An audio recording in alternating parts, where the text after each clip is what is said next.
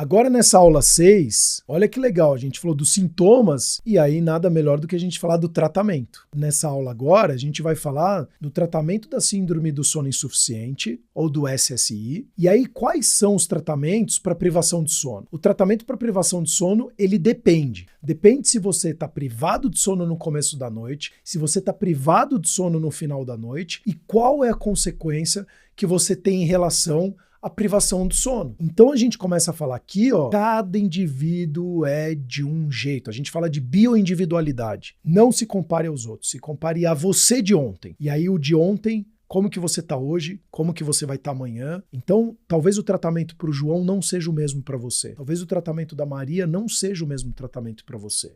Então, basicamente, a gente precisa entender o que eu preciso aumentar o meu tempo total de sono, ou que você precisa aumentar o seu tempo total de sono. Lembrando, tempo total não necessariamente quer dizer que você durma bem, mas já é um indício que você está dormindo mais tempo, que você está ficando mais tempo fazendo todos os estágios do sono. E para aumentar o meu tempo, o seu tempo do tempo total de sono, você tem que incluir também na sua rotina, ou então o que eu tenho que incluir na minha rotina, eu tenho que programar dentro da minha rotina uma disponibilidade maior de horas para dormir. Então, mesmo que elas não sejam utilizadas dormindo, eu tenho que dispor daquele tempo que eu me propus a dormir. E aquele tempo tem que estar disponível. Nenhuma outra atividade pode interferir naquela programação que eu fiz para dormir. Se eu durmo pouco, porque eu sou um pouco mais noturno, se eu durmo pouco, porque eu sou um pouco mais noturno, não consigo dormir antes, preciso acordar mais cedo. Eu posso usar a luz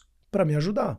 A luz externa. E aí eu posso também expor a luz pela manhã. Eu posso diminuir o uso de telas. Eu posso fazer o quê? Diminuir a intensidade luminosa à noite. Eu posso também fazer o quê? Evitar o uso de eletrônicos antes de dormir. Enfim, uma série de medidas comportamentais que a gente vai fazer o quê? A gente vai conversar na higiene do sono que vão favorecer a gente conseguir o quê? Dormir melhor. Ou você dormir melhor. Então pensa a respeito disso, é muito importante. Fora essas medidas e essa disponibilização, né, de um tempo maior de sono à noite, o que você precisa fazer? O que eu preciso fazer? Eu preciso tratar aquelas consequências da privação de sono e o porquê. Porque se a privação de sono é crônica, aquela consequência também é crônica.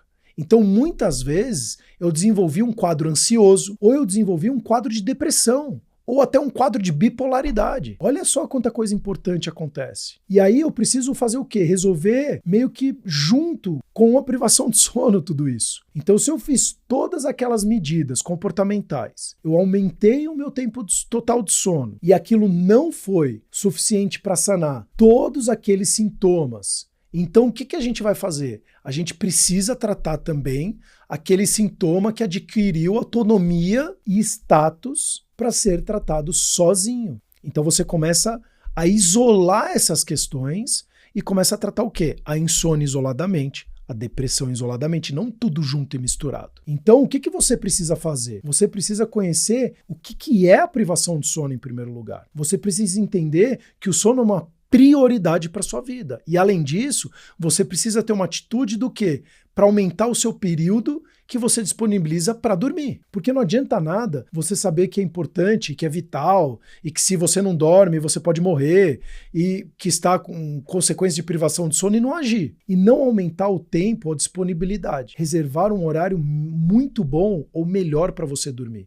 Você merece isso. E aqui eu vou reforçar antes da gente terminar a aula de novo. Ninguém é mais importante nessa vida do que você. Se você não cuidar de você em primeiro lugar, dificilmente você vai conseguir cuidar com perenidade, longevidade e qualidade das outras pessoas, dos seus bichinhos de estimação e assim sucessivamente. Então, em primeiro lugar, olhe, a base da vida é o sono. Sem o sono, a gente não se alimenta direito, a gente não é uma pessoa mais ativa, a gente não pensa melhor e não raciocina melhor. E aí talvez a sua vida esteja bagunçada por algum motivo, seja no trabalho, seja na oscilação de humor, seja nas questões de alimentação, você está se tornando uma pessoa cada vez mais sedentária e você nunca parou para olhar o seu sono.